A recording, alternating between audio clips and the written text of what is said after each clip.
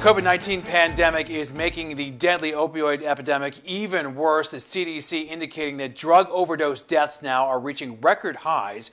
Well, hello and thanks for joining us, everyone, here on TV, Roku, or wherever you're streaming us right now.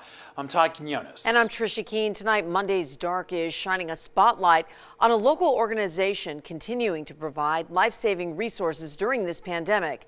And 13 Action News anchor Jackie Kostek is live now with how the nonprofit is overcoming the challenges that they're facing. Jackie. Well, Trisha and Todd, in a couple of hours, some folks will be coming out here to Monday's Dark for Black Monday, which is all about bringing resources together for people who are struggling with substance abuse. And I spoke to organizers who say that tonight is really all about reminding people that resources are still available during this pandemic and recovery is still possible. For 18-year-old Christian Jones, the pandemic brought his substance abuse to a head. I was like super high and stuff, and I was in my room or whatever, and my parent had walked in and stuff, and they had, seen me on these stuff, and then they asked me like, what was I doing and stuff, and I just broke down in tears, and I told them like, I need help. Jones says when he was young, he was abused by someone he lived with. He started taking pills at 14. Now 18 and a senior at Mission High School, Jones says the pandemic has made recovery more challenging, with fewer positive outlets and more time to sit in his own thoughts. For me, like when I'm bored, you want to do something like get high. But he has motivation, staying sober for his sisters, and a supportive community through the alternative peer group. It's hard to reach out when you can't reach out. Rhonda Fairchild runs Jones's group and sits on the board for There Is No Hope in Heroin.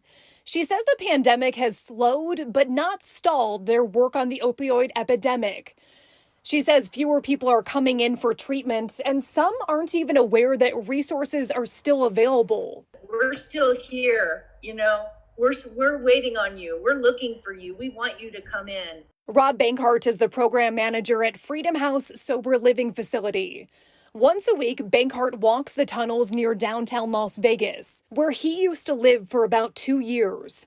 He passes out necessities to homeless people and lets them know about available resources. The longer I've done it, the more I've learned to just start that conversation, but then walk away. It has to be their idea. They have to want it. Many, like Jones, do want sobriety. Fairchild says her 2 sons, who had both struggled with substance abuse for more than a decade, have remained in active recovery, even in the midst of a pandemic. Nothing will ever make me as happy as those 2 boys being in recovery.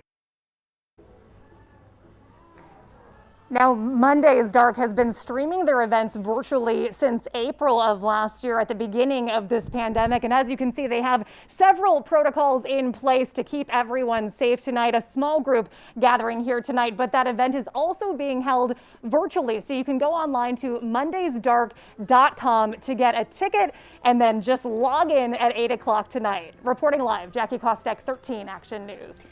Jackie, thank you.